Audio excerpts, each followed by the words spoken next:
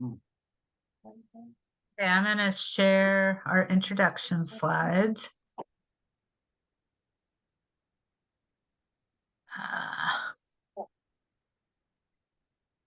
Maybe. So welcome. This is the Garbage and Recycling Advisory Committee meeting for December 12th, 2024. Everyone should be connected upon entering the webinar. You don't have to call in. You're automatically muted.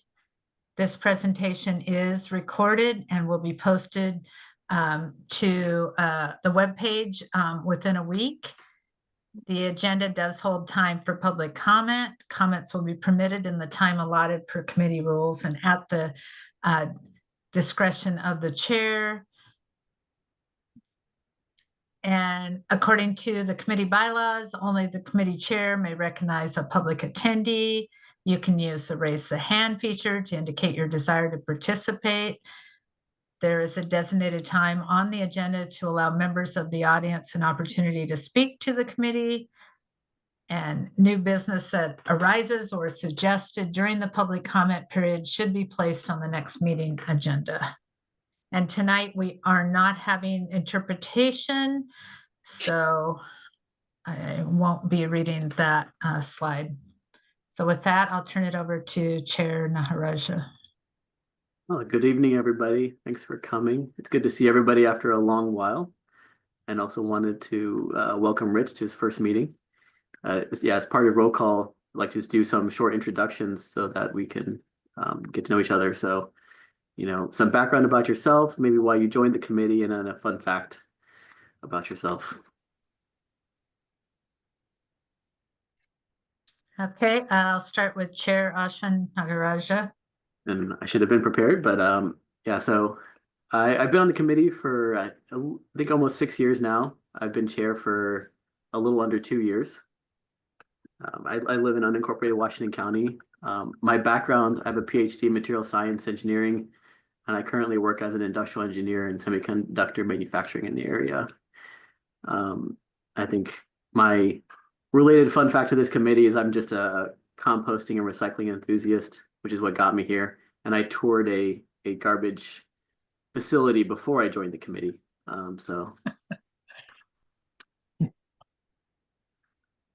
Next, Brian St. John. Hi, everyone. Brian St. John. I'm in unincorporated Washington County as well. I joined the committee because I'm very much been interested in the plastic and the plastic waste that we have out there. And since being a part of the committee for the last 18 months, really been learning more about the upstream processes and manufacturing and how really, those pieces come to play. It's not all about downstream and the in consumer. Fun fact about me, I just got back a couple of days ago from a 15-day cruise to the Caribbean, and it is very cold in Oregon comparatively. So, Next is Erin Stein. Good evening, Erin Stein with Washington County. I'm the interim manager for the Solid Waste and Recycling Division. Been sitting in since February on this committee, and prior to that I was the moderator, so I know you all very well and appreciate all your hard work on the committee.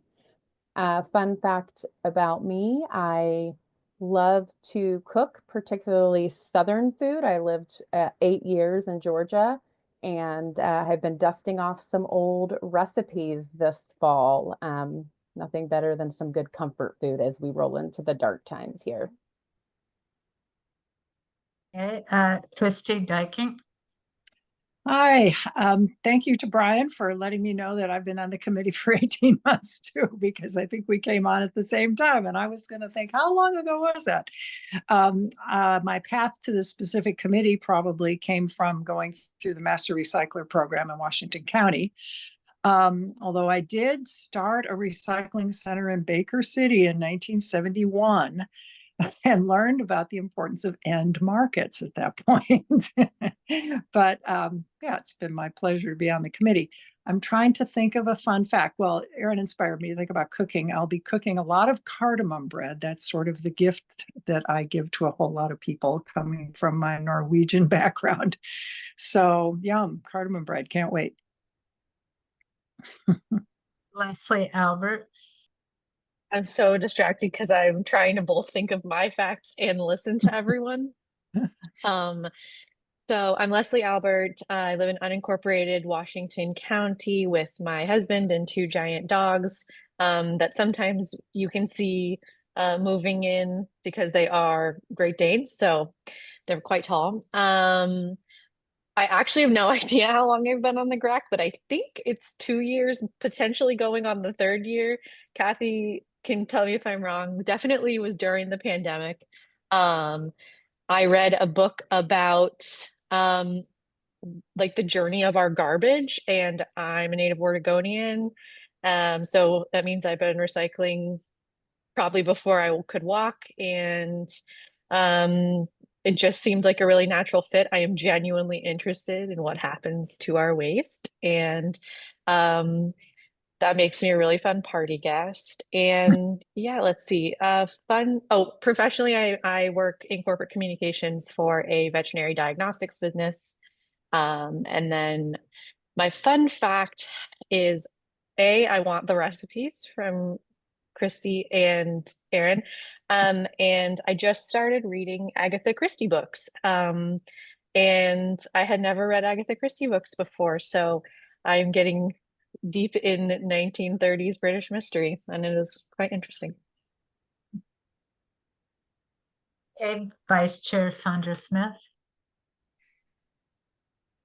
Hi, I'm Sandra Smith. I'm vice chair, and I've been on the committee, I think, for a little over 6 years or around there. This is my 2nd term. I'm also in unincorporated Washington County. I was a master recycler, and I was on my green team in college and at my work, and I wanted to do something a little bit at the next level, so that's when I discovered GRAC and joined. Let me see. A fun fact is that I started playing pickleball in June, and I really, really like it, and I go all the time. So. And Vinod Singh. Good evening, everybody. Vinod Singh, industry member. I work at Far West Recycling. I don't know how long I've been on the committee. I'm guessing the same as Sandra, maybe, because it was right before the pandemic. So we maybe had a couple meetings, and then all of a sudden went to the Brady Bunch box. I don't know if it's really a fun fact, but my introduction to recycling was paper drives as a Boy Scout, and then taking them to Far West Recycling in Beaverton. It was a seed that probably led me back here, and I've been with the company 34 years. So. Good. It's a good industry. And Myra Hernandez is absent, and I don't see Pete Pastors. If you're there, Pete, speak up. So that leaves us with Rich McConaughey. Hi, everyone. I'm Rich McConaughey. Let's see, fun fact, I grew up in Alaska. That's the Northern Lights will kind of give you that clue, maybe hint. Also got back from the Caribbean recently, probably past Brian going the other direction. We got back in town like midnight on the 23rd of November, I think. So highly recommend that. So I'm retired about 3 years ago. I worked for the city of Vancouver for 23 plus years as the environmental resources manager, garbage recycling, urban forestry, and managing the Water Resources Education Center. Before that, I was a consultant with a number of different companies, working solid waste and recycling consulting kind of all over North America, pretty much. Before that, I worked at Metro for a little bit, worked for the state of Alaska as an ecologist for a few years. I've been in Washington County, unincorporated area, just north of Sunset Highway off 153rd Avenue. I think we've been in Washington County since like the mid 80s, I think. So love following recycling. I've been on the Association of Oregon Recyclers Board back in the 90s. Was on the Washington State Recycling Board. Did a few years with the SWAC up in Clark County, and was on the state of Washington Waste to Resources Advisory Committee, and I think they renamed it the SWAC, I mean, the last 10 years or so. So lots of experience in solid waste.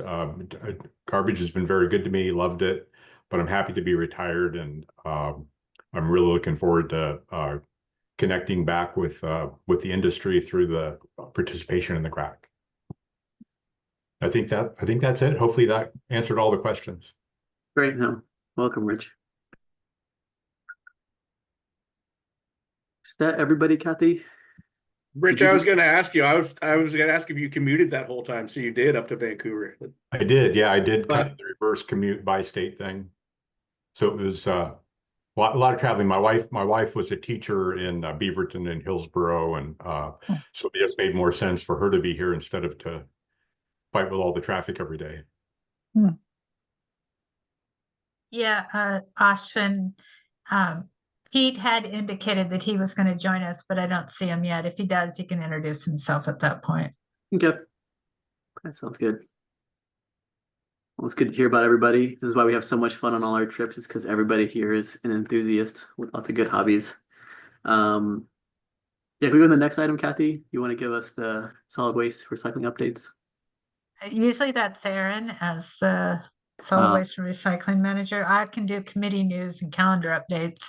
I'll take that one, let Aaron take. Yeah. Let's do the communications and program updates, please, Aaron. Okay. I do have a few of them this evening. First one is related to the solid waste manager recruitment. I get to continue serving you all in this capacity as the interim manager for the foreseeable future. We did have a second recruitment for the position, but unfortunately leadership didn't really identify the right fit.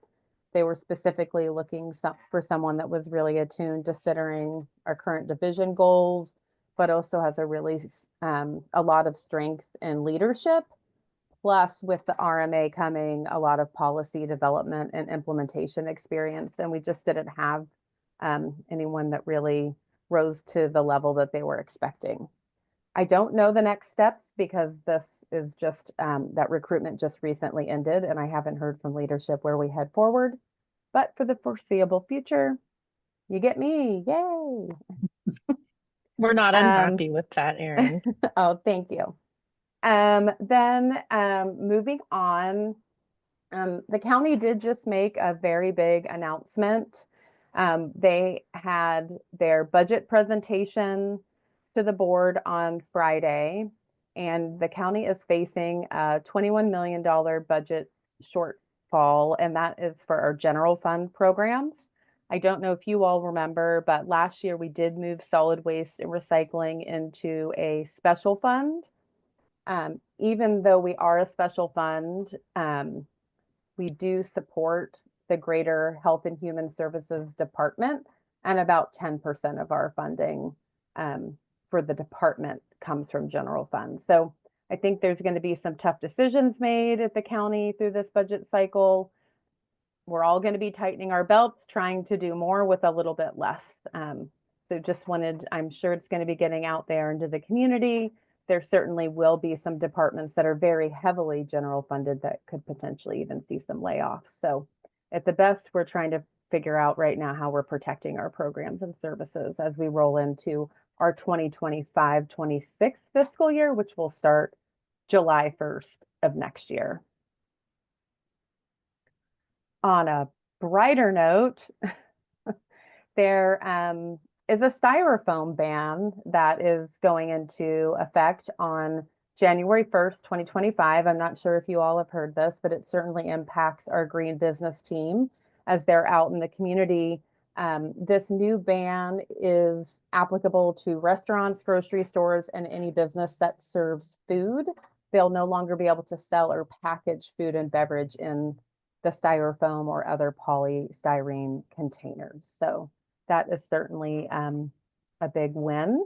I don't know what the enforcement strategy is, but at least getting the bill out there is a great first start, and then we'll see where it goes from there. And the last bit of news I have, and I will, I'll drop a link that we can add to our meeting agendas notes. Metro has a draft regional systems facility plan that is being floated. It is a 20-year plan. It entails some pretty hefty investments in the current solid waste infrastructure in our region. And they have a full website dedicated to this plan. You can read the draft plan. You can see all the engagement strategies and work that have gone into it so far. It will have some pretty big impacts here in our community. So I just think getting this on your radar is important. Specific to Washington County, Metro had purchased a site in Cornelius a number of years ago, maybe around 2020, 2021. And one of the first phases of this draft plan would be standing that up as a depot station to collect recyclables, household garbage, bulky waste, and household hazardous waste, which would really be amazing for our community since we don't have regular household hazardous waste services available to us. So I encourage you to look at that. We'll make sure you get the link. But the three main focus areas of this plan are, I'm just going to read them. Increase access to reuse, recycling, and garbage services and facilities. Reduce the amount of total materials sent to the landfills from the region, and also focus on modernizing equipment and infrastructures to improve those efficiencies. So lots of good work coming out of that. And I certainly encourage you to dig in a bit more. And then if there was appetite in the future, once that plan's adopted, we could potentially have Metro staff come in and do a presentation for you all if there's further interest. And that covers all my general updates tonight. Thank you, Erin. Appreciate it. Kathy, do you want to roll into committee news, calendar updates? Sure. The first thing I just want to draw everyone's attention to, you might have noticed if you clicked on the meeting materials that it's located in a new spot with the county. The board has been directed all of its 34 plus committees, councils, etc., to now have all of their information in one calendar space, which is the same calendar that the board meetings are found. So we created a thumbnail of what this committee does, and then it's actually, I think, looks really good how the agenda shows up. You can click on the items, everything is found in one place. But if you happen to land on the old Washington County Solid Waste and Recycling webpage, we now have a button that you click and it takes you to the board webpage as well. If you're out on the board calendar by month, if you click on the day, it should show us there. It will go live when we post our materials. And so after we record this meeting, what happens is the recording then is attached to tonight's agenda, and that becomes the meeting minutes, and then that gets archived. So it's been a pretty big endeavor when you can imagine all the different committees they have, but we managed to get our first meeting in live. So I think kudos to Erin for helping me out on this and the rest of our communications team. But just wanted to let y'all know that this was really a county board directive, but I think it's a really good one. And then in terms of the calendar, we're intending to cancel the January meeting. So that's just a heads up.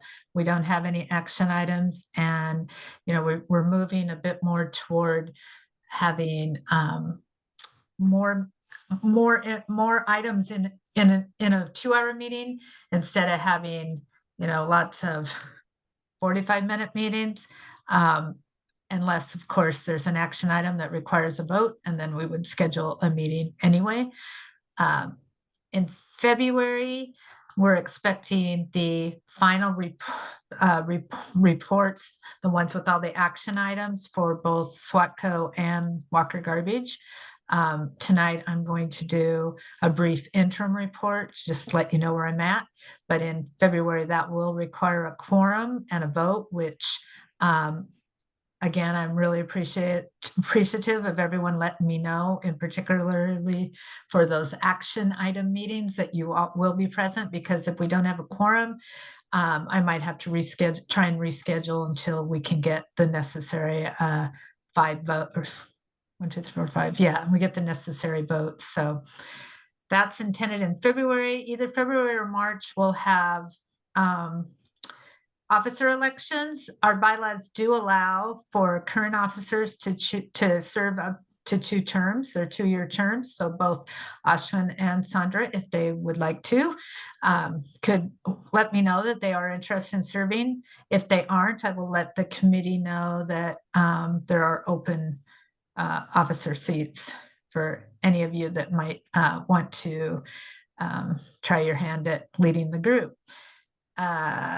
April, I don't know yet if there will be a meeting. For sure, there's a May one. It's a week later than normal because rates take a little bit longer, and we always do the May meeting 1 week later.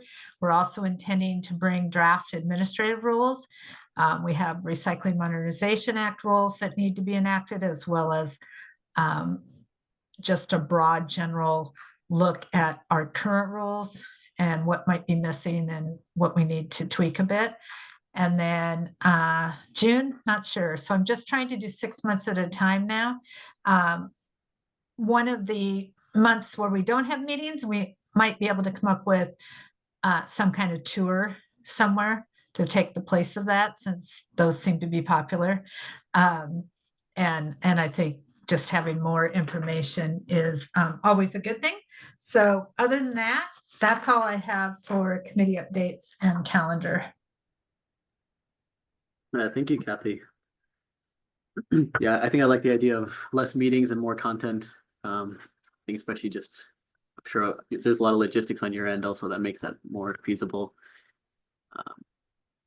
And I think, but if people do have like more topics, right, you can see the agenda is light. So don't feel like we're not covering anything. It's just, there's not as many topics. We've gone through a lot in the past 2 years, right? So we always have those video recordings if people are interested to go back. But if you have new items, we can always make those requests. Yeah, so I think the next item is oral communication. If there's anybody in the public attendees pool who would like to make a comment or have a question, they can use their raise the hand feature and you can be promoted for a question.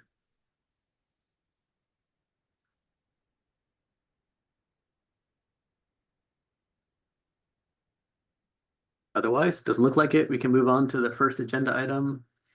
It's the certificate review for waste management. Sure. Good evening. I'm Kathy Folsom. I'm a senior policy coordinator, and I'm here tonight to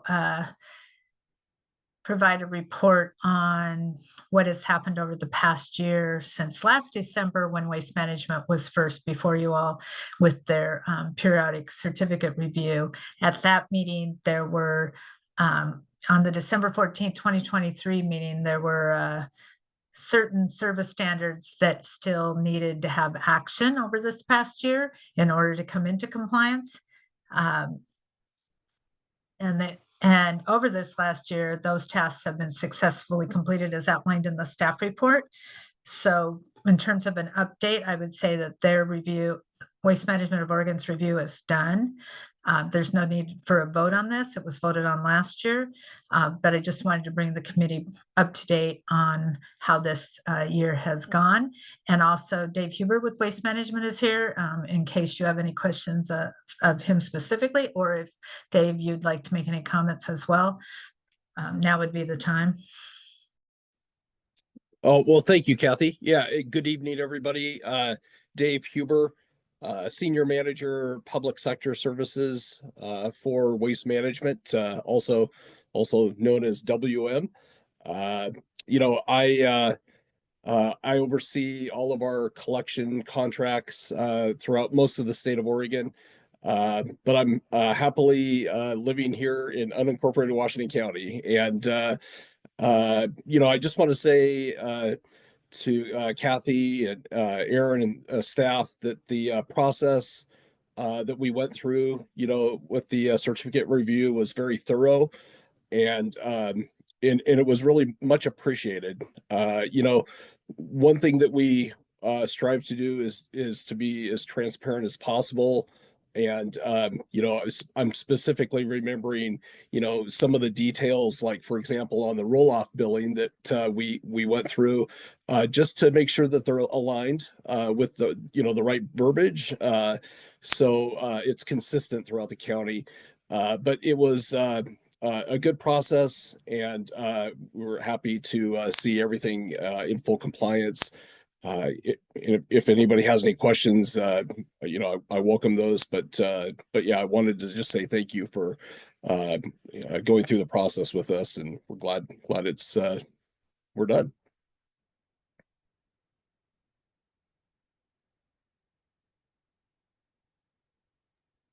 No, thanks, Dave. Kathy, did you have any specific items you wanted to go over, or are we just open for questions if people on the committee want to ask? Similar to how we did it last year from the two for the prior year, we didn't walk through, and the staff report has a few items. If you want me to walk through each one and say that what they've done, I can do that. It's really up to the committee what you'd like.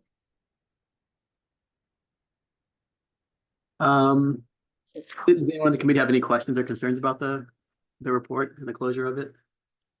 No concerns. Yeah, Was there supposed to be any kind of staff recommendation at the bottom of the report, or not because it's done?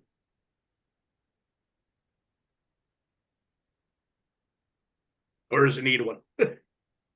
I'm going to turn my video off because my internet keeps going in and out.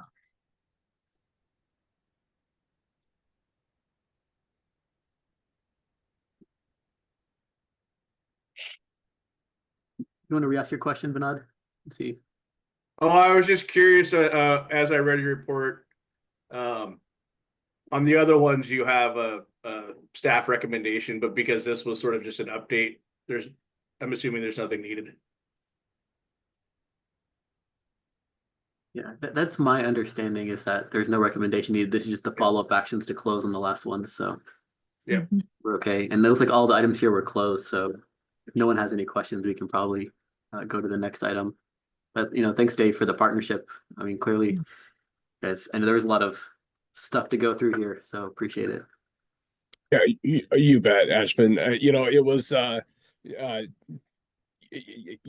some of that can, you know, being with a big company as we are, sometimes that can be, it can be a little more cumbersome than I wish it would, you know, it was on our end. But yeah, it was great to see us get through all of the particular changes that were needed, and glad that we're all aligned up correctly now. So.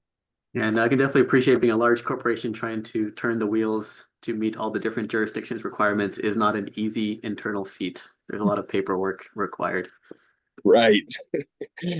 You feel my pain sometimes. Yes. And thank you for the ride-alongs. They were very, very good. Appreciated it. Oh, terrific. Good to hear. Yeah, hopefully that was a good experience. Very good.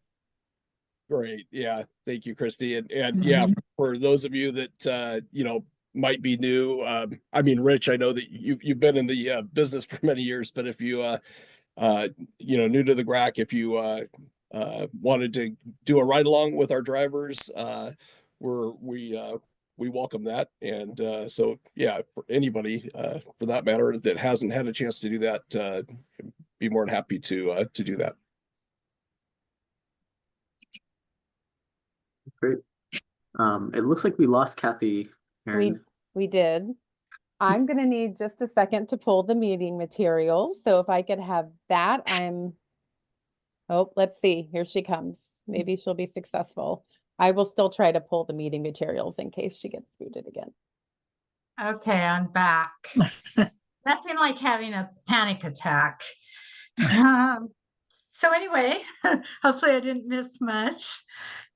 Yeah, I think Sorry that you concluded that all the items were closed. There's no they action are.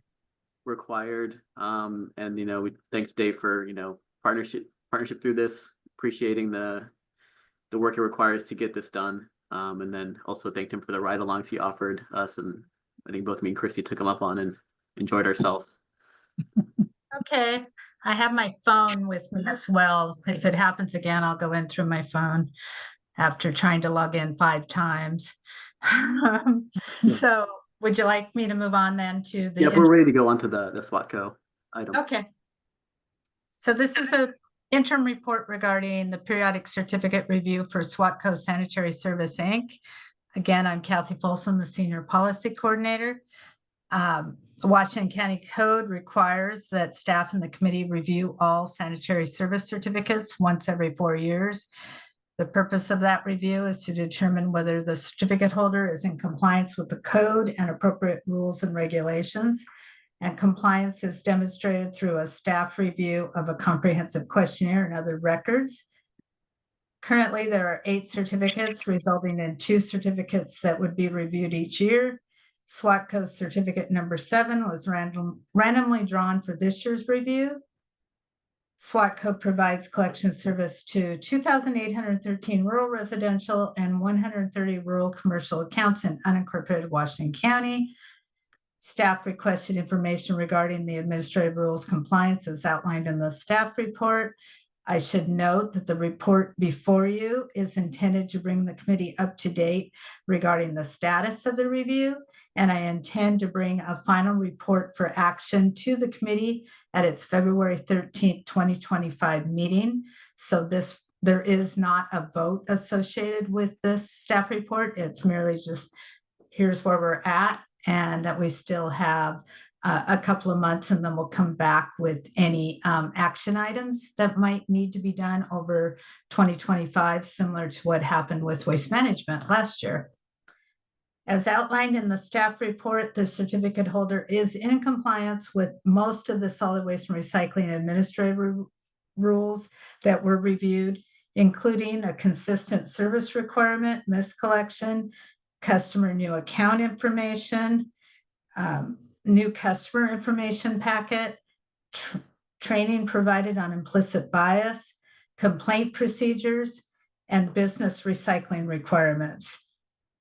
Over the next couple months, staff will review general billing statements and rates to ensure that they are consistent with board-approved rate sheets and the solid waste and recycling administrative rules, along with any other outstanding issues.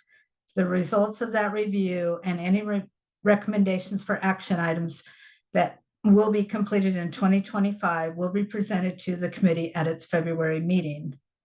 Thank you for your time. I'm happy to answer questions. Also, Rich Weitzel with SWATCO is here, and I believe he'd like to introduce himself and provide some background regarding SWATCO and its operations. So, Thanks, Kathy. Rich, if you want to go ahead. Sure. I just wanted to nice to be here. Thank you for having us. I thought it'd be nice to introduce ourselves. My name is Rich Weitzel, and this is my wife, Sylvia. We're the co-owners of SWATCO. I'm the president and general manager, and Sylvia is the vice president and financial manager. Our family has owned and operated a garbage hauling business in Portland area since 1913, when my great-grandfather first started hauling in the Ladd's Addition neighborhood of Portland with a horse and wagon. In 1978, 3 friends and business partners, all with equally long histories in the Portland hauling, purchased Erdman Sanitary, serving rural Western Washington County and Banks. They were Ray Salvi, my dad Dick Weitzel, and John Trout. They named their new company SWATCO for Salvi, Weitzel, and Trout Company. As a young man, I worked as a SWATCO driver in the summer and during holiday breaks while I was in high school and college. After graduating from Oregon State, I went to work for 17 years in the construction industry, building heavy civil construction projects up and down the West Coast, and Sylvia and I met on the Santa Monica Pier reconstruction project in 1989. Sylvia worked as an office manager in the construction industry for many years. In 2006, Sylvia and I decided to end our nomadic careers and purchase SWATCO from the 3 founding owners. Our goal with SWATCO has always been to provide excellent service to our customers while maintaining an efficient, safe, positive work environment for our employees, providing SWATCO's 6 drivers competitively paid union jobs with union benefits, jobs that get them safely home to their families. Thank you for letting us introduce ourselves, and if you have any questions. No, thank you for that background and the origin of the SWATCO name. It's good to know. So Kathy, my understanding is everything that was reviewed was in compliance. It's just the open items on the billing statement is what's TBD, right? If I read it correctly.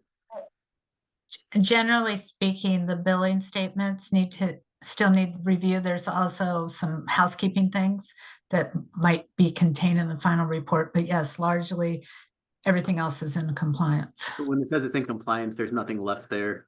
Those are done. It's just the ones that are saying, okay. Yes. Cool.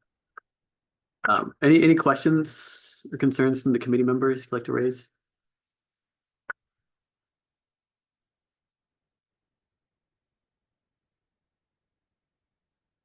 Yeah, please go ahead, Rich. I just had one question. I saw that Trilogy is like a subcontractor for medical waste, and maybe this is a question for others too. But I was wondering how that's handled. Do most of the certificated haulers in Washington County use that same company, or are there other choices for who does the med waste collections? Thank you.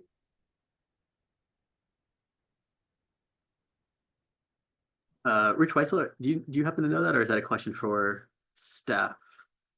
I can only answer for SWATCO. I really have to defer to the other companies. I'm pretty sure Pride has their own deal, and I'm not sure if Waste Management uses Trilogy or not, but they're here. They can answer that question. But yeah, we actually don't have, and I don't think we've ever had any medical waste picked up in Washington County.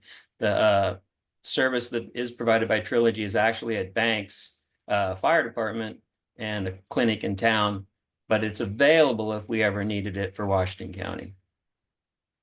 Okay, good to know. Aaron or Kathy, do you know the broader? Yeah, I'm happy to speak to it. All the medical waste is currently subcontracted out from our 8 certificate holders. They do have various companies they can elect what company, but we do set the rates for medical waste through this committee and through the board. So the oversight is in rates for us, but they can select their own company of choosing. And we do review those subcontract agreements. They go through county council for final approval. Great, thank you.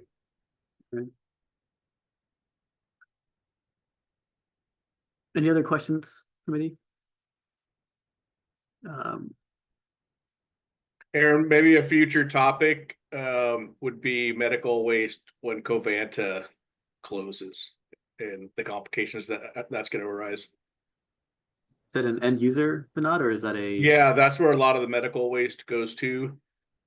Is the incinerator in Brookings, and they're slated to close at the end of the year. So it'll have an impact on where things go in the future. So maybe when the dust settles, it might be something we can discuss. Yeah, there seems to be lots of movement in the medical waste industry currently.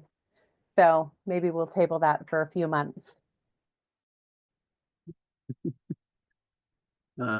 Cool. Did you have any concerns, Rich Weitzel, about the process, or any feedback you have for us?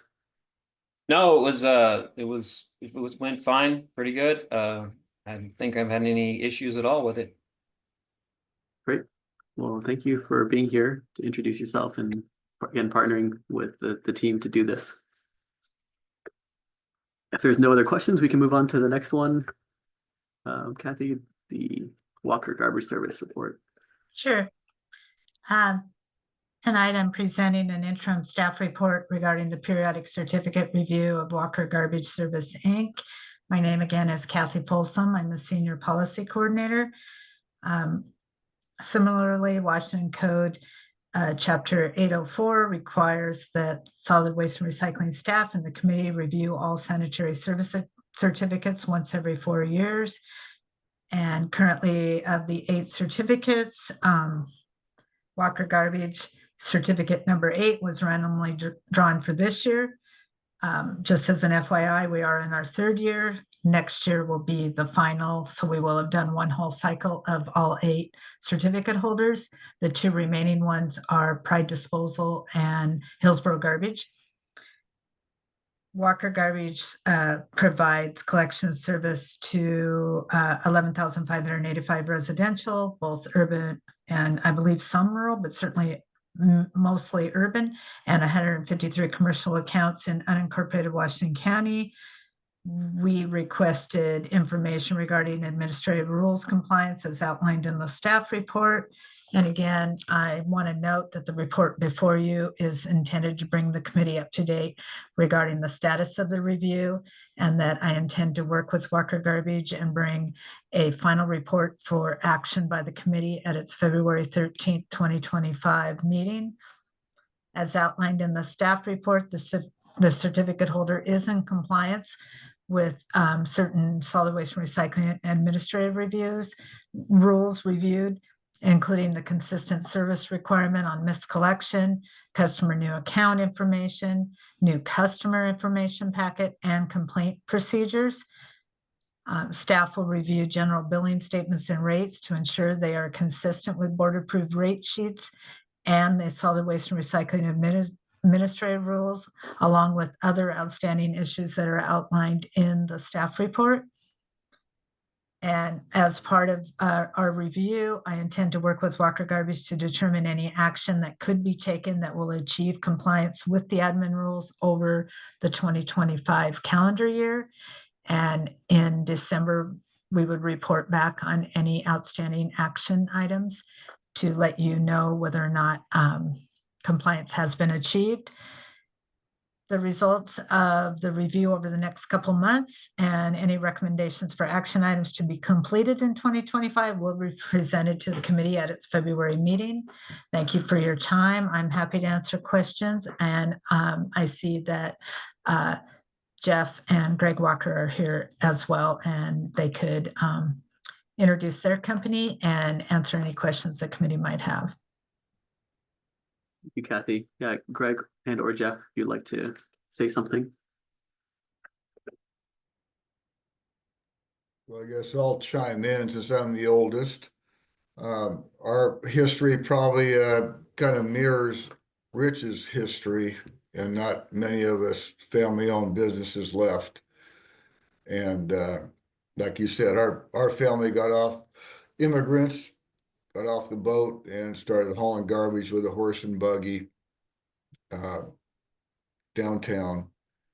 And there's a little lull in the action. So really our claim to fame is 75 years of being in business and giving good customer service. My motto is it's more fun to make people happy than to make a customer unhappy. So I like the word partnership with the county. I heard that word, and that's how we like to operate. We're a partnership. We're trying to get things done. Don't want any adversarial.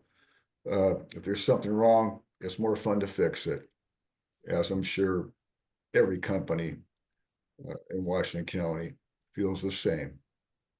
So I appreciate all your insight and your help to keep this partnership going, and let's get the customers served in the most economic and correct way.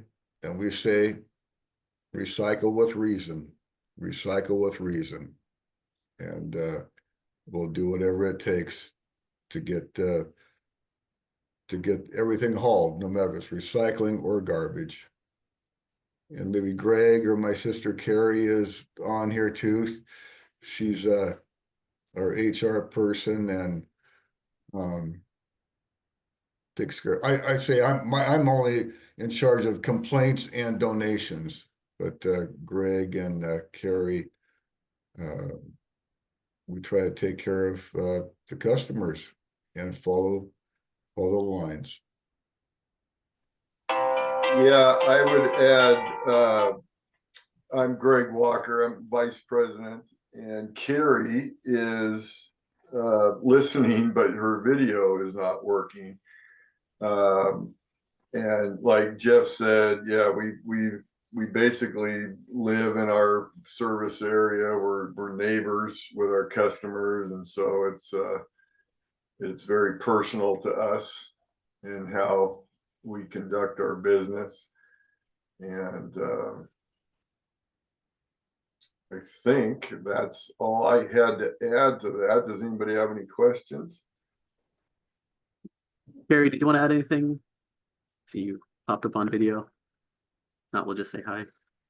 And thanks for being here and for giving us that background. Are there any questions from the committee that we want to specifically go through? I just have one general question. I'd like to know how your company sees the slogan, recycle with reason. What's that mean to you folks? I can think of a number of things it might mean, so I just wanted to. Okay, since that was our father's line. Mm-hmm. And then we go, okay, okay, I don't really get too deep, but do we recycle at any cost? Because back in the day, if it cost you more money to recycle, would you do it? And the city of Portland put out a questionnaire. Well, sure, everybody would say, I'll pay more if I can recycle. Well, when it comes back down to it, they didn't really want to when the rates went up. Mm-hmm. And so now we're paying a lot to get rid of the recycling. And like we always said, when I go to the bank to borrow money to buy a truck, the banker doesn't care if I'm hauling recyclables or garbage anymore. It's just, we're going to pick it up no matter what it is now. It's taken us a while to get through this. Mm-hmm. And of course, I don't want anything going to that landfill. It doesn't have to be there. But when I say recycle with reason, and I'm going to get over the top here, but my grandpa said, when the man pays you downtown for recyclables, that's when you recycle it. And you know what he was talking about? Schnitzers, the best recyclers of all time. They're the best. But it was worth something.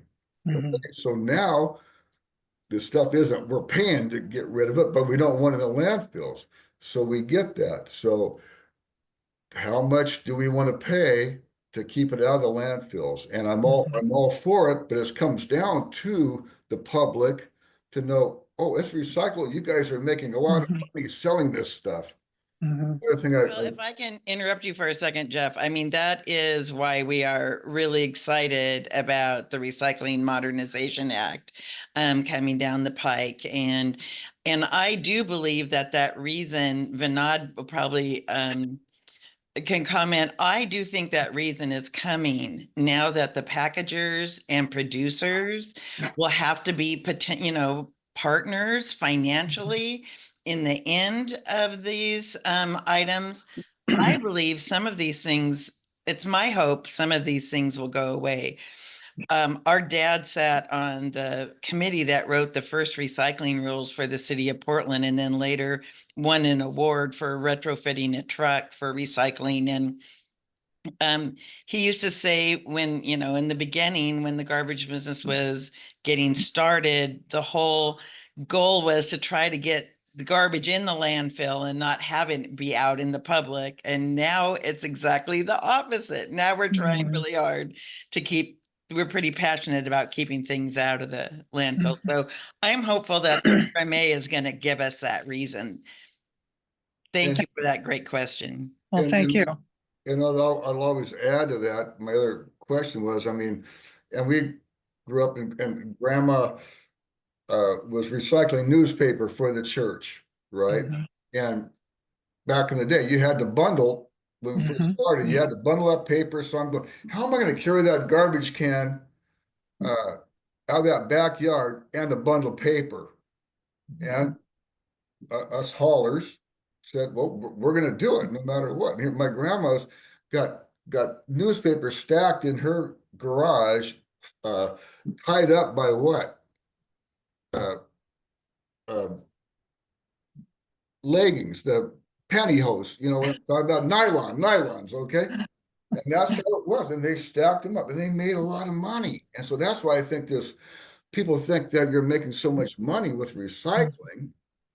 That's another thing that has to be addressed. They think, oh, you guys got it made, that it's not the case now.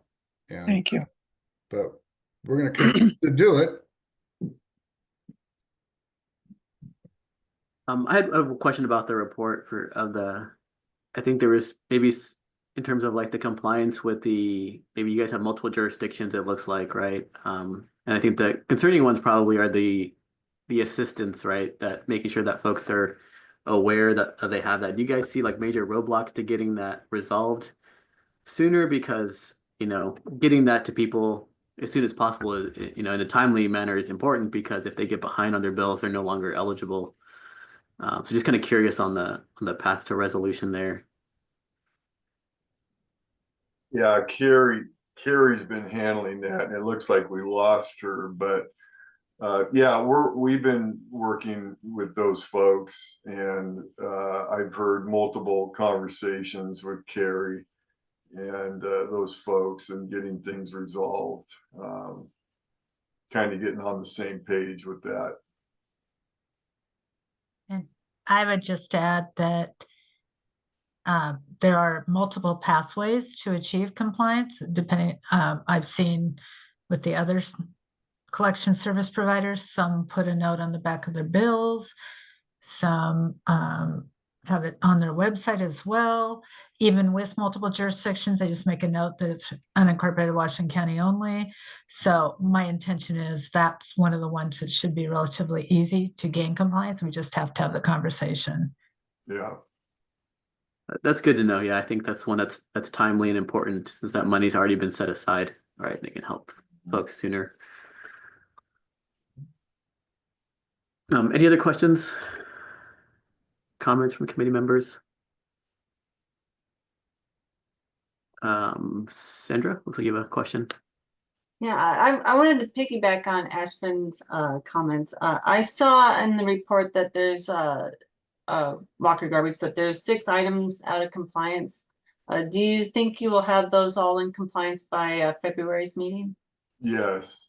Yeah. Okay. I mean, that's quite a few. I saw the slide bring that up. I know one of them was the language assist.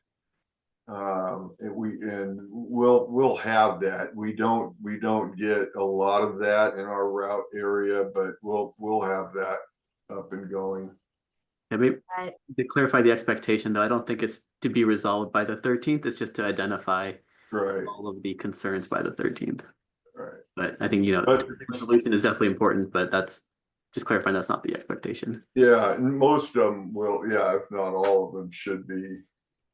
The ones that typically have created a longer length of time with every hauler, so we're on our 6th one, is billing statements being in alignment with the board approved rate sheets. That can take longer, but what we've allowed is really all of the next calendar year to achieve compliance. And then you get a report back next December, hopefully saying that everything like we did today with waste management is in compliance. But I can say most likely the billing ones won't be achieved yet, in part because sometimes it's a third-party billing. The bills are every 2 months, and so we really don't even have a cycle to see a new bill, that kind of thing, but I will report back. Yeah, great.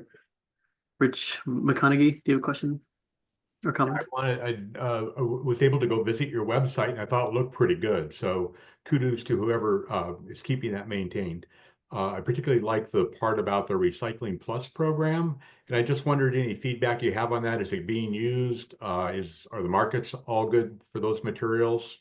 I particularly saw, like, I think you had a good market for the textiles. Wonder if anything else has been a challenge there. Yeah, and Vinod might be able to respond to the market questions, but thanks for your comments on the website. We're always trying to keep that updated. We're getting, I would say, we probably didn't, like a lot of the haulers didn't get the response maybe we thought we were going to get. We've got new signage on our we've got a Sprinter van that hauls that, and big Recycle Plus all over it. And so we're hoping that, you know, as folks see us come through on that route, that they'll wonder what that's about and what these purple bins are all about. But I think it's, I mean, it's growing. It's just not maybe like we thought it was going to right away. Great, thanks, Greg. If you have specific questions about the markets, Rich, I can get into maybe not the names of them, but they're all everything's domestic. The textiles happens to be a local one. Some of the film's gone to Canada. Batteries are domestic.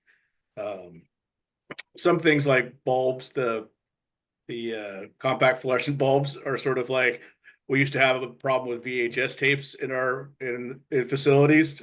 It just, attrition cleared it up. If you go to the store, I look now, when you go to the store, they just aren't there. But if you ever want to come by the shop, I'll show you around and see what's going on, because I think you missed all the tours.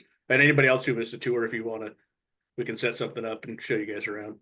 It sounds like Far West is the MRF for that Recycle Plus materials. On this side of town, other MRFs are taking them on the other side of town, so I can't speak to them. But the materials we get, I can kind of walk you through it if you ever want to come by. Okay, great, thanks. Cool. No other questions or comments? Then we'll thank the walkers for joining us, and Gary. Appreciate the future partnership on this. Thank you, Kathy, for all the work to get us this far. And we'll see the update in February for the vote. Go on to the next action item, or not action item, but topic, RMA updates on GREC. I'll take that one this evening. Give me just a second to get everything situated, and I'm going to go ahead and share my screen.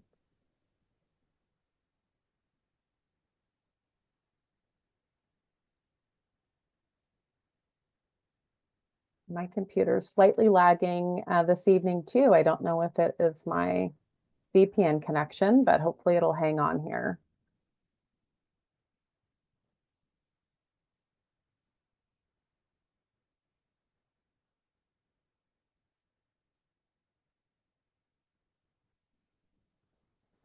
Okay, can everybody see my screen? And I can't see you, so I'll need a verbal confirmation, Yes. please. Yes. Thank you. I'm going to be looking at my notes here, but I am going to take control of the presentation as well as we get going. So tonight I am going to provide just a general overview on the Recycling Modernization Act, and also talk a little bit about Circular Action Alliance, who is the producer responsibility organization for the state of Oregon.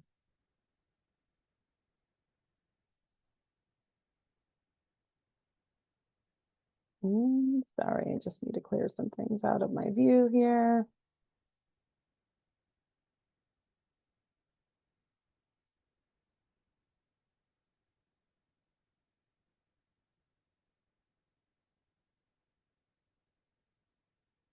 Okay. So I thought it was important to include and just start off our conversation tonight with some definitions and this very lengthy list of acronyms that you'll hear thrown around in the conversations around this. So the presentation is linked in the notes, and there are active links within this presentation to some different websites and organizations. So I'm just going to start off with the Recycling Modernization Act. which was kicked off back in 2022 by the state of Oregon. And it officially takes effect on July 1st of 2025. So we're quickly approaching, we're about 7 months out. This was initiated by the state through the Department of Environmental Quality, or the DEQ. Within DEQ, there is the Environmental Quality Commission, and they actually handle all the rulemaking for this, for the state.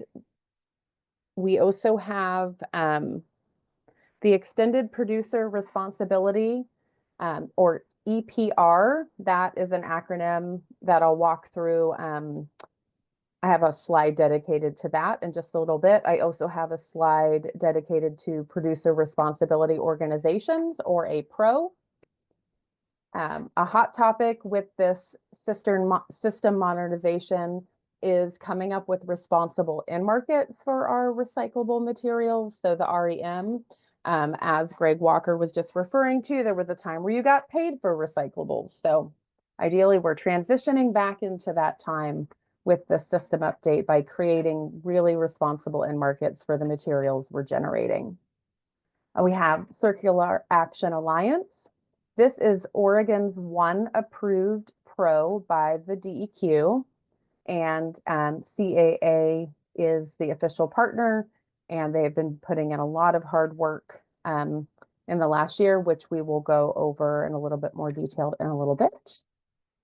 Out of this is coming 2 collection lists of materials. The first one is the uniform statewide collection list. So you can think of this list as what you would see in your curbside collection, your blue bin or your bin with a blue lid. Part of this system is getting things consistently applied across the state, and that includes what's going in the bin. And then there's also a producer responsibility organization list. These are items that have a hazard potential. They're just harder to collect. So styrofoam can be on this list. It's very lightweight. It's very bulky in your curbside cart. It can blow away. We'll touch more on those lists and the specifics a little bit later as well. And then the last acronym is CR, which is contamination reduction. If we're not recycling right and we're putting the wrong things in our bin, then we won't see success in this new system and the modernization of it that's coming. So that's just some grounding definitions to kick off our conversation tonight. So let's talk a little bit about product stewardship. And I was really hoping I was going to be able to see my notes, and I'm not. So I'm just going to wing it. That's always fun. Okay. So as far as product stewardship goes, the principle behind this is that the people who produce these goods are responsible for that material from cradle to grave. You see it in hazardous waste. We already have some existing programs here in the state of Oregon.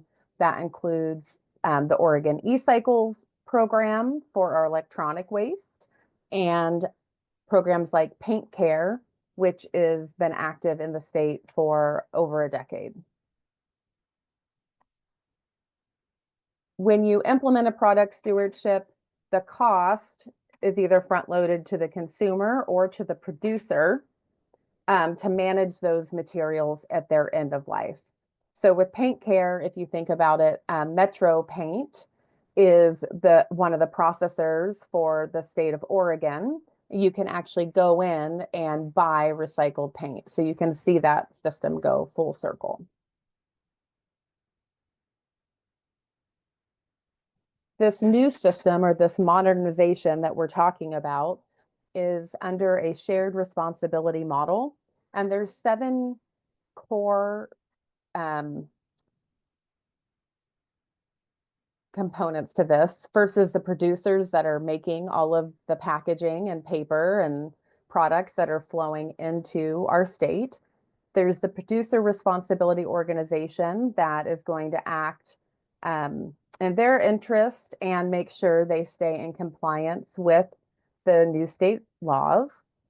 There's local governments and our service providers. We have an obligation to follow the state law and support this new program. And that can mean things like amending our own rules and code, standing up new programs and services as well. Then there are the recycling facilities, the MRFs, and the responsible end markets. And this entire system is overseen by the state of Oregon's materials management team. And when they enacted the Recycling Modernization Act, they also stood up a recycling system advisory council. And they weigh in on things like education and outreach materials and responsible end markets and how the money will flow.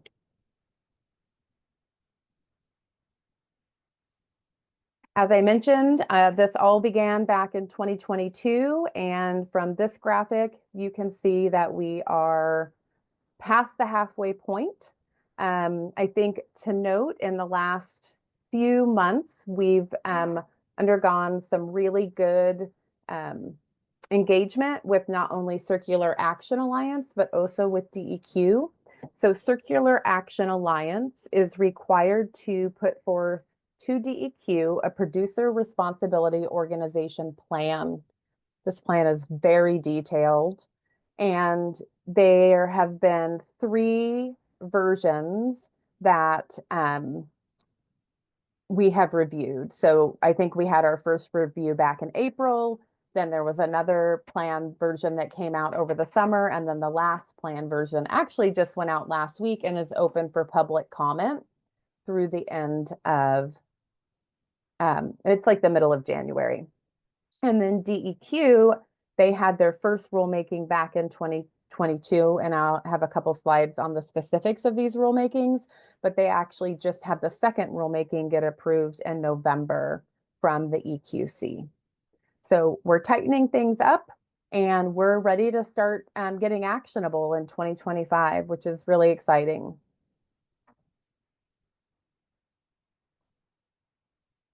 So I'm just going to talk a little bit about the DEQ rulemaking. The first rulemaking happened in 2023, and there were a few key components that they were focused on. Conforming to existing opportunity to recycle rules. So these are the rules that each jurisdiction has to comply with. Here in the metro region, we actually comply with OTR rules and Metro's regional service standards because they are a waste shed authority. Looking at these recycling acceptance lists, making sure that we really do have responsible end markets for everything that we're going to manage in the system, and having some hard conversations about what that means. Does everything that we're currently taking stay in? Do things need to be added? Do things need to go away? Also, a big part of this is if you're going to put all this money into modernizing a system, what are the convenience standards? What are the key metrics and KPIs that we want this producer responsibility organization to achieve through updating the system? And then working on responsible end markets and developing the specific pro requirements. These included everything from staffing requirements to leading with equity and diversity in this work, and then local government compensation. And that compensation will allow us to do things like modernize our equipment, add roll carts. There are communities in the state that have had no on-route collection for recycling, and now they will have that opportunity with this this new bill. As long as they have over 4,000 community members, they're required to set up on-route collection. There was a second rulemaking that happened this year. And this particular rulemaking was focusing on recycling processing, permitting, and fees. So taking that statewide look, who already exists in the state that's operating, where are their gaps, and and what is the process for everybody to get fully into compliance in this new world effective July 1st of 2025. Looked again at living wages and supportive benefits for employees that are going to be operating in this new system. They were addressing waste prevention and reuse fees, looking at standard evaluation and disclosure impacts for eco-modulation. And what eco-modulation is, it's every company who's a member of the PRO organization, they estimate the volume of packaging materials that will be sold into the state of Oregon. And then depending on what that material is it a paper envelope or a plastic envelope? There is a score assigned to that, and then their fee is adjusted based on the type of product and the potential environmental impact, negative environmental impact.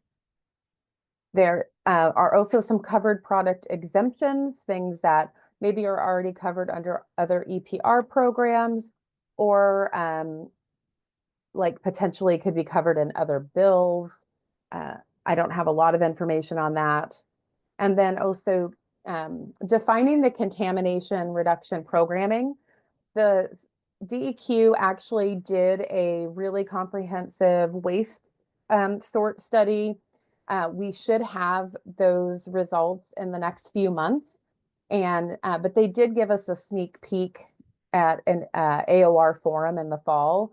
And what was really interesting is our contamination rates are higher than they've ever been in the state of Oregon. I believe 17.7% contamination.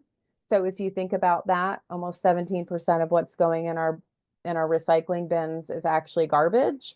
That's not great. So we certainly have some work to do. So we have some baseline data to work off of. And so a lot of efforts will be going into getting cleaner materials into our waste stream moving forward. Okay, without further ado, here are the lists. I pulled this right out of the last rulemaking. You will see that these are materials that we are already collecting. Here in the metro region, glass is only required for commercial customers, but we will continue to collect glass curbside. That is our intent as a jurisdiction, at least until this system is more fully operational and we see other opportunities that might be more beneficial. Here is the producer responsibility organization acceptance list. Karen, can we pause for a minute, but not had a question? Yeah, Yes. I was just gonna give one is an example of the exempted covered products. So that would be something like agricultural uses. Like, so a farm has big tanks of something that's not going to end up in the curb. So that's not something that's going to be covered. So that's just one example. Or medical devices, durable medical devices, things like that aren't going to be typically in the curb. That's why they're exempted. And then oil is probably not going to be collected curbside. I think in the latest plan, it's a depot collection type item. And if you guys want, I can send I have a PDF of the plan. It's 400 pages of fun. But if you want, I could send it to Kathy and she could share it out if that's something people are interested in. Yeah, and it's linked on that first page of this slide as well. Yeah. Yeah, we will continue for unincorporated to still collect the motor oil curbside. That's our intent. So that's why I've left it on here. Okay. Nope. There we go. Producer responsibility organization acceptance list. And I had a different slide and I didn't grab it, but the first 3 items on here, we will be seeking an exemption from DEQ to continue to collect these curbside until the pro depot or event structure is established for this region. That requirement is not that these items are collected at the curb, that they be collected at a depot or at events. There is an algorithm. There's a convenience standard. So you have to be within 15 minutes of a location to take these materials. But because the infrastructure is not there and we're already collecting these first 3 items curbside, we will be putting in a request to DEQ to continue that. And then some of these other items you will notice are part of our Recycle Plus program. So we'll certainly be having conversations down the road about what that looks like. If it's very convenient for people to manage these for free, the pay-as-you-throw type program maybe doesn't make sense. So future conversations to be had around these types of materials.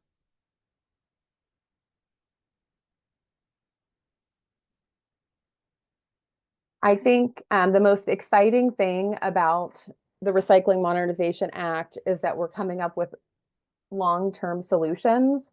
We are talking about billions of dollars flowing into the state. I think it's really important to ground the fact that when we're looking at some of the challenges that the recycling system has faced, public confusion is huge. Obviously, we're seeing that with a 17% contamination rate.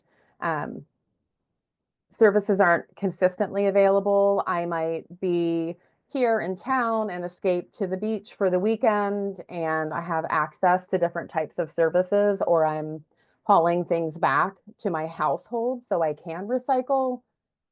Certainly the unstable markets and the burden that has put on ratepayers. I can tell you that I haven't seen the 2024 financials, but for 2023, we did pay for recycling. In 2022, there was a brief period where the rates had dropped down, and so we were actually some of the haulers were making a little bit more money off of that. So we're really hoping that with the onus of the cost of recycling being shifted to the producer responsibility organizations, it won't land solely on the ratepayer to do the right thing and manage these materials in a really productive and efficient way. And I think we have a lot of work to do. There's been a lot of lack of transparency and some eroded public trust. And I think DEQ, so the state and Circular Action Alliance have been very transparent in all of their processes. Their engagement throughout this entire process has been very open and accepting. And certainly as we've had opportunities to make public comments on behalf of our jurisdiction or jointly with Metro as a region, we have actively seen them digest our feedback, our concerns, and have even seen some rules modified or some strategies adjusted. And so it just feels, when we were talking about partnership earlier, it feels really good to be respected as a partner in this space, especially when we're talking about something so monumental as shifting the user experience. I think for us in the Metro region, it's really important to remember that since we have a very solid system established, we have the infrastructure, we have the trucks, we probably won't see the immediate impacts. It will be the smaller towns. That's where the focus is going to be for CAA to make their investments first. There's 3 years to this program plan. They're supposed to be fully compliant and have everything operating statewide. So I guess when I think about it, it's not like we're going to flip on a light switch July 1st and everything's going to be better. We have a lot of work to do to actually build out the system, improve upon what's here, and it's going to be more like slowly turning on a dial overall. And with that, I think that ends my slide. And I hope I did all right because I was not able to see my notes. So I just was really winging it there. Thank goodness I had time to practice earlier today. Oh, thanks, Erin. I'm assuming you've been living and breathing this for a while, so it should just come out even if you're like half asleep. Yeah, been very intense. There were weeks that Kathy and I might have been in 15, it felt like 15 hours worth of meetings in 1 week just to review this. So it has been a big lift. And I mean, kudos to Vinod and all of his hard work getting this across the finish line. It's been a lot. 400 pages. Sounds like a lot. Brian, did you have a question? I do. Thank you, Ashwin. Aaron, I'm curious your assessment, especially on the pro aspect and the enforcement and compliance. What is your assessment of the rules that have come up? Do you feel like it's going to be enough to change these producers' behavior? Because if they don't comply, they'll get a fine, but they may not pay it, or they pay it and then they just move on because it's the cost of doing business. I'm just curious, what is your assessment around that whole aspect of the enforcement and compliance on the producers? Yeah, so it will be on the state to do the enforcement. I did sit in, Circular Action Alliance has been doing quarterly updates to their stakeholders. So I sat in on that yesterday, and there's a lot of pressure. So Oregon will go first. July 1st, 2025 will be the first to go, but California has already passed similar legislation, as has Colorado, and there's a few other states on the cusp. And so there is an acknowledgement that this is coming. And so it's nice that we're first because we can be the model. We do have some new uniqueness in our requirements. I would think, and Vinod could correct me, I feel like we're a bit more stringent than some of the other states with the rules. That's my high level take on it because I haven't been into the weeds in that. But Kathy and I do have a lot of work to do over the next few months to get our rules and code into alignment. And then on top of that, we really want to support our technical watershed committee members, the smaller jurisdictions that haven't been as actively engaged in this. We really want to try to take a watershed level approach to all this work, so we can stay in alignment with opportunity to recycle, the metro regional standards, and now we have this additional layer. And trying to keep it regionally consistent. It's a little Wild West where I could allocate unincorporated Washington County's money to whoever I wanted. I could give it all to the haulers. I could give it to a third-party organization. We can keep it for ourselves. So I think just coming up with some standards of how we want money to flow is really important. And I feel like money kind of talks. So if you're required to join this organization, you want to get what you're supposed to see the benefit out of. So we're talking the Amazons of the world, the Coca-Colas of the world. That's who makes up Circular Action Alliance's membership. They seem to have a vested interest to support this. And their membership, their signups were really high. When I looked, it was in the thousands yesterday, what they displayed at the quarterly update. So people just are to taking add, it serious. I would say just to add that, so CAA is also doing Colorado and California's EPRs. So there's going to be some similarities. There are some Oregon idiosyncrasies, of course, because we're Oregon. So they're gonna tailor it so they want to be as simple as possible. They'd like to see other, like when Washington comes on, they'd kind of like to see them have a similar kind of rules and regulations or compliances, so they're not having to reinvent it twice. The one thing they have done is hired local people, so the people that are involved at this point are familiar with the Oregon system, so it's not somebody from Texas trying to figure out what the heck we're doing out here.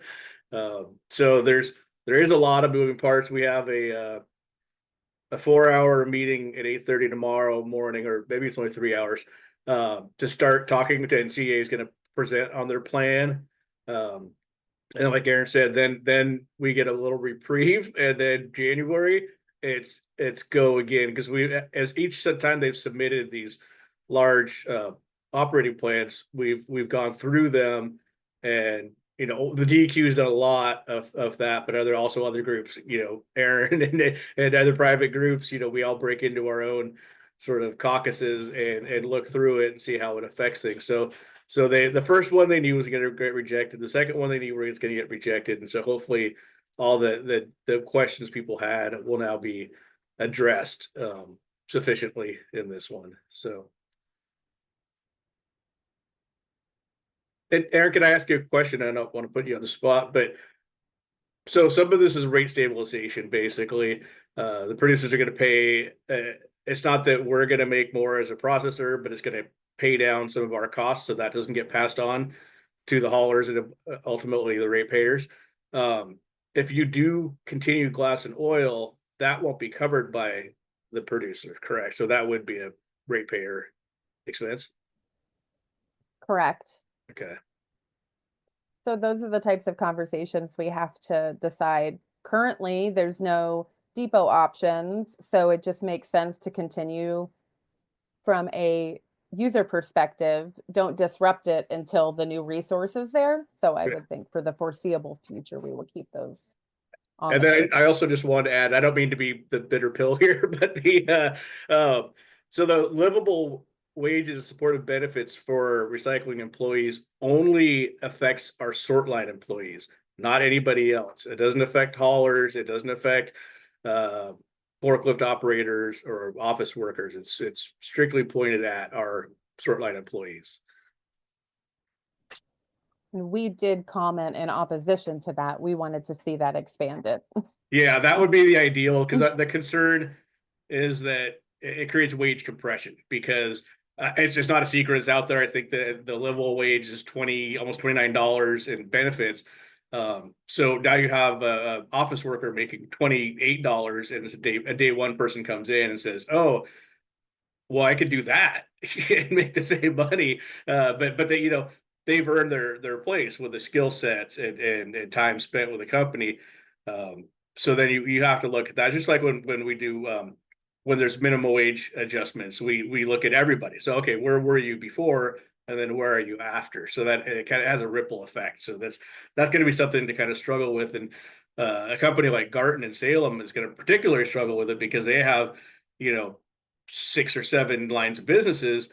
So you could have somebody doing janitorial that's going, well, wait a second, this person's going to get $10 more an hour than me, or $5 more an hour than me. So there's some complexities, and that's like Aaron was saying, there's some things that are going to have to be worked out. This plan's a 2-year plan, so there'll probably be some adjustments along the way. You know, at least in 2 years, we'll have to look at it again and go, okay, this is what worked, and it is, you know, a bit of an experiment for our region to do. So, but we'll know more. 6 months isn't that far away. It's going to come quick. CAA's been working hard. DEQ's been working hard. Everybody's, you know, putting the time in. So. And appreciate the public input too. So what you guys see from the outside or questions is very valuable to, you know, sometimes you're in the middle of the forest, right? So it's good to have somebody looking at it. Aaron, I wanted to ask, I didn't fully comprehend why this is affecting what we pick up on the curbside, right? When we were saying that this has to be recycled, like, why does that why do we have to like ask for like an exception, or I don't know, it's a question for Renato. So I'll take that if you want. So during the recycling steering committee process, before we became a bill 582, we looked at criteria. Is it recognizable? Is it collectible? Is it sortable? What kind of markets do they have? Does it meet certain standards? So there's certain standards. So something like shredded paper coming off the mix, which doesn't make a lot of sense because it's paper. It's very recyclable, but nobody collects it very well. It ends up everywhere. It gets lost. It's too small. In the winter, it's damp and heavy. So like that just didn't meet all the criteria for that. And there's other examples of things that came off. And so even on ramping something back onto the list is going to take a kind of a prove out. And there's things like the PET thermoforms that fully intend, the CAA fully intends to get that on the curbside in the next few years. I don't think anything's probably going to come off unless there's something dramatic happens, but they're going to look at different things. Like the thermoforms is an example that I know they're going to look at, and it's something that, you know, we've been marketing for a few years anyways. It's just a matter of sortability. So once we know the sortability of it, and prove its way back on, and things like aerosol. What the reason aerosol came off was concerns. You know, some of it has like wasp poison in it. The concerns of you know, my whipped cream isn't going to hurt anybody if it gets punctured. Sorry, my dog's down here now. But if the potential of it is you could release toxic chemicals around people, you want to avoid that. And then some markets don't want any kind of pressurized can because it goes, unless it goes to a shredder, it goes to the arc furnace intact, it can explode. It's more of a risk with propane tanks or cylinders or, you know, shock absorbers, things like that. But it also has a potential for any type of pressurized container. Mm-hmm. Does that help a little? That does, yeah. When you talk about that on-ramping and down-ramping, I remember like we put in a bylaw so that we could like change what we collected quicker because we needed to be able to respond to end markets. Does this, like, how does that like affect our ability to respond to that? Does this make it easier? Does this make it more difficult? Because, you know, having to request an exception for something that is working for us seems like it's going to take longer, or I don't know. I'm just curious. It sets you know, guidelines for why something's there. Is it, like I said, there's you know, sortable, collectible, marketable? Is it safe? There's I think there was like 11 kind of like, you know, the flow chart. But if yes, then here. If no, then here. Then there's also things called specifically identified materials that are harder to handle or harder to market. And so for those materials, they're probably going to get collected, or at least in the depot. But then that puts special pressure on the PRO. So if it's something that okay, we can take that, but we don't have good markets for it, it doesn't accumulate quickly enough, then we can say, hey, we need your assistance to market this material. Things like mixed paper, cardboard, you know, these are things we do all the time. But if you're adding something that's maybe harder to market or get out, then they're going to have an obligation to step in. So an example is milk cartons. They don't accumulate very quickly. And right now, everybody sorts them into a mixed paper. That's going to have to change. Tell me if I'm getting in the weeds. So it's going to have to change and go to a market that can pulp it. And there's only a couple markets in the Northwest that can handle that. Or there's one, NORPAC is the only one that said they can handle that and retain the material. But it takes one MRF did a sample, and it took them 6 months to make a load. And then they had trouble moving that load.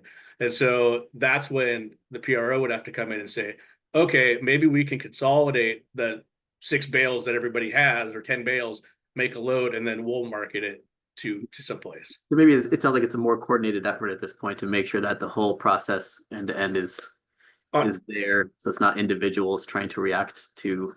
Yeah, on the specific materials, you know, and there's mechanisms if something, if the markets tank completely and the fees that are the PRs are covering, then those will be reassessed.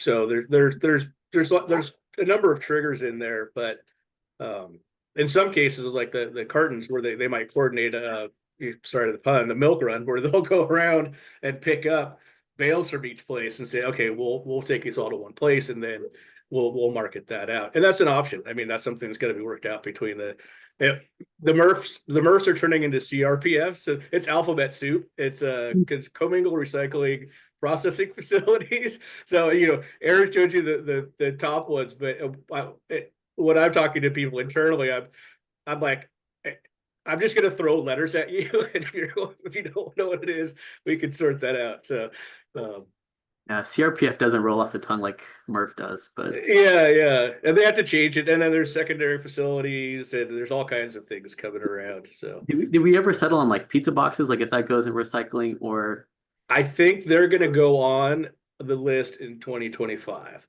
So the AF&PA, American Forestry and Paper Association, had said that yes, you know, after decades of saying we don't want them, the pizza grease is going to ruin the roll. They come out and said, hey, we're okay with it. But I think people maybe just be kind of waiting to see before changing the list midstream, since we're going to be rebooting the list that I was curious, is and this kind of Aaron, system that's a help make question that for you. decision, or does it make it more complicated? I think some people throw the pizza boxes in there already, to be honest. And they're probably going to a cardboard mill, but it's it'll I'm pretty sure those are on the list. Hang on, let me see, because I think I pulled it up earlier to look at it. Oh, no, I don't know where it is. Sorry, never mind. But yeah, they're talked about in the fiber section. So Okay. I think, but it's just a matter of not changing the list now and then changing it again later. And so like to Aaron's point, a lot of people have agita about taking something off the list. They're like, we can't take it off. That's not modernizing. And it's like, well, we have to look at what makes sense and recycle right, not just more.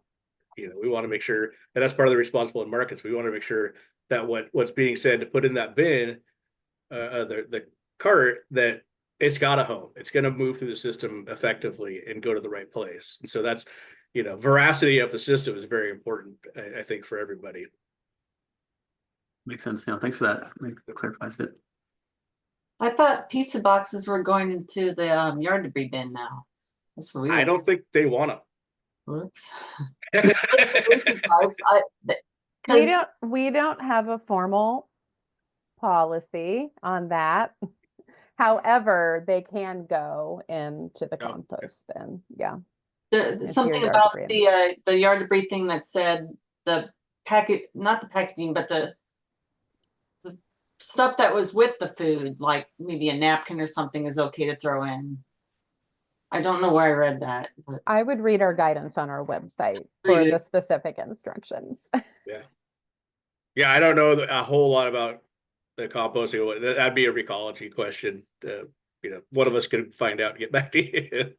Certainly going down the rabbit hole with that, especially like with the BPI bags. No, I mean, they're acceptable, but they're not preferred because they're get tangled in equipment. And so, yes, it may make things operationally a little more clean in your kitchen, but it's not really, most of them are getting screened out and not getting composted in reality anyways. So would certainly encourage alternative ways of managing your food waste in your house. So we have lots of ideas on that if you need it. I think the hope of this, right, is to clarify a lot of this stuff, right? The unknown is what hurts the industry. So well, I think that's sorry.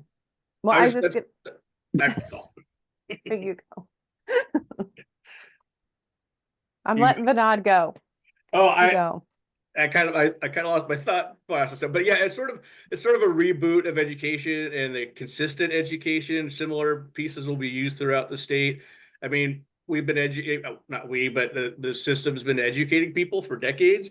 And so this, working with groups like the Recycling Partnership that have hyper focused on this, can they find a way to say, oh, this is what we've done and this really has helped? And, in some cases it's the Hawthorne effect, right? So when it's being rolled out, everybody's under the scope and they go, oh, okay, we're doing it right. And then how do you make sure they're still doing it right in 6 months, in a year? And how do you check against that? And is that based on sampling going into the facility saying, oh, look, we're down from 18% to 13%, then that would be a good indicator that it's working, right? Yeah, I think that's a good point. It's a part of the performance standards. And I know I mentioned contamination reduction funding, and I didn't get into it too deeply, but we actually sent a proposal, a very high level one, to our waste shed members yesterday. So those are our city partners here that we're doing the opportunity to recycle work for. And we will be looking at some strategies that DEQ has, these recommended elements for accountability for contamination reduction. And so for residential, we are looking at, we already do OOPS tags, but how do we make that more robust? And what's the follow-up educational piece with that? So we'll be exploring some options there. But we're getting we are eligible to receive a very sizable sum of money for our jurisdiction. And multifamily is an area that we'd really like to focus on and improve access there. But certainly it could be we hire consultants and they're actually going out and checking specific homeowners or different spot checking routes trying to be hyper local about identifying where contamination's coming from in the system, and then allowing us to be really culturally responsive in our support of these communities. Are they not getting the right information? Are they not understanding? Or have they just lost trust and don't care? So we'll be working also on all sorts of good strategies, and we'll be firming those up in the spring. We have to put a formal plan into circular action that they would approve to provide that funding to us. But we are fully prepared to engage in that educational space, and we're really excited to try some new things. And DEQ, the state's going to be even providing some additional funding if we're willing to pilot something that doesn't have a proven history. So lots of good things to come. I know that we will get more into the weeds with this in the spring with you all. We intend to take rulemaking along with rates in May. That would be coming to you all in May and then going to the board in June. However, that may need to shift. Rates will stay on track, but this is pretty sizable. Not only will we want to adjust everything for RMA, we also have some housekeeping items that Kathy's been keeping a laundry list on for almost 2 years now. So we'll have lots for you all to consider as we get into the new year. Awesome. Yeah. Thank you, Erin. Yeah, and thanks again, Vinod. We're so lucky to have a resident expert on this committee. I know, you know, this much. That's how robust this thing is. Crazy. Thanks. All right, well, we'll close out this item and go on to the last item, which is oral communication opportunity for public attendees to use the raise a hand feature to indicate they would like to ask a question or make a comment.